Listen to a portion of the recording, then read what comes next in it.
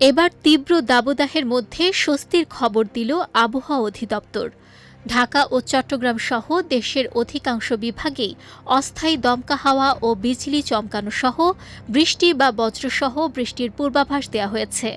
সেই সঙ্গে দেশের কোথাও কোথাও বিচ্ছিন্নভাবে শিলাবৃষ্টিরও সম্ভাবনা রয়েছে।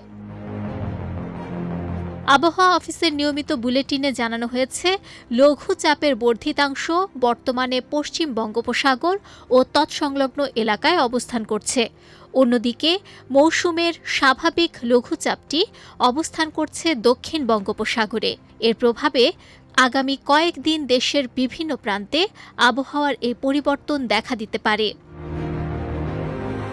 বৃহস্পতিবার সকাল ৯টা থেকে পরবর্তী ২৪ ঘণ্টার পূর্বাভাসে বলা হয়েছে, ময়মনসিংহ, ঢাকা, খুলনা ও সিলেট বিভাগের অনেক জায়গায় এবং রংপুর, রাজশাহী, বরিশাল ও চট্টগ্রাম বিভাগের কিছু কিছু এলাকায় দমকা হাওয়াসহ বৃষ্টি হতে পারে।